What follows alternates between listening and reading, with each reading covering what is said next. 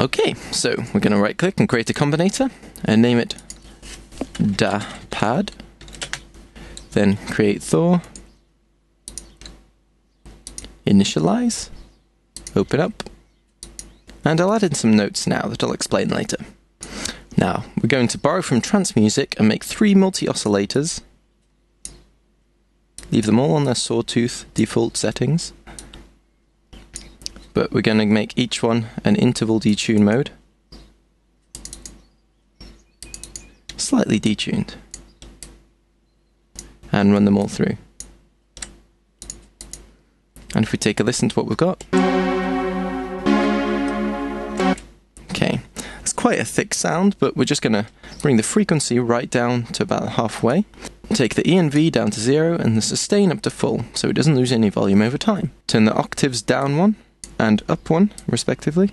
So you've got a 3 octave spread going on. And blammo!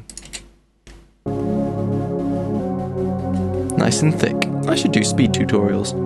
The 3 octave spread makes that huge anthemic sound, and if we cut it off, it just fills that low end immensely. See if I turn it up. It starts to sound more trancey. But if I bring it down, it just sounds like a nice bassy pad.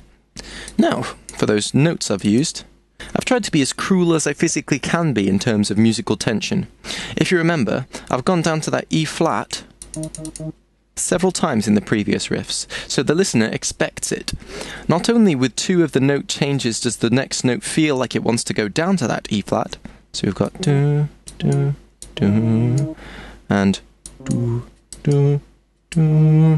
They both want to go to that note, but it does so across a semitone on both occasions. But that's not all. It's buy 2 painful tensions, get 1 free today at boyinaband.com, as I've got this F sharp, going to a G sharp, which is positively crying out to resolve to the root note of B flat.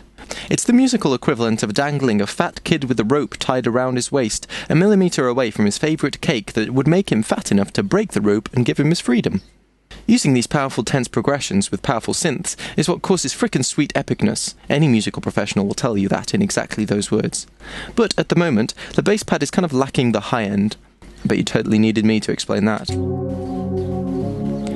So we're going to add in some big strings, since if we want to just turn up the filter, this will be a trance hip-hop mashup rather than a G-funk song. So, we're going to make a new combinator. Call it Da Big As, remember Z's for as, strings. And we're going to open up the preset in Reason Factory Soundbank, combinator patches, strings, and load up the Lord of the Strings preset. Simply because I can do a reasonable impression of Smeagol, and this gives me a chance to show off my precious. Yeah. Any big strings multi-samples will do. Then copy the notes into that one as well.